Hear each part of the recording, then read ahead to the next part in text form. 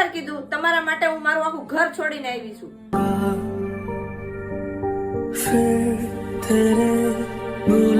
આ બે તો એક વાત કહું તને.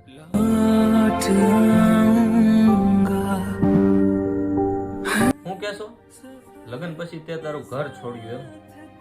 આ બધી છોકરીઓને એવું કેમ લાગે કે લગ્ન પછી ખાલી છોકરીઓ સહન કરે છે? છોકરા હું સહન કરે એ ક્યારે જાણ્યું તમે?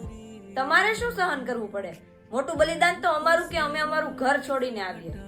સાંભળ, તે ખાલી ઘર છોડ્યું, પણ રાત્રે ખુલીને ફરતો છોકરો જમ્યા પછી બહાર જવાનું છોડે છે. કેમ? કેમ કે એની પત્નીને નથી ગમતું.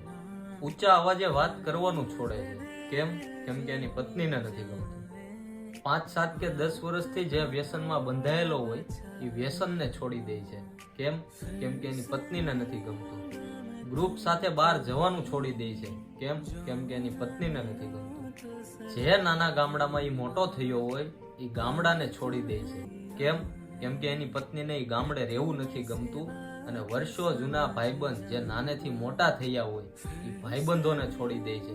કેમ? કેમ કે એ ભાઈબંધો હારે રહેવું એની પત્નીને ન ગમતું હોય. અને આખરે કે મોઢામાં કોળિયા આપીને ખવડાવ્યું હોય, પેટેથી જન્મ દીધો હોય, એ મા બાપને છોડી દે છે. કેમ? કેમ કે એની પત્નીને નથી ગમતું. સમજાયું? હવે તું જ વિચાર કે લગ્ન પછી તે હું છોડ્યું અને લગ્ન પછી મેં હું છોડ્યું.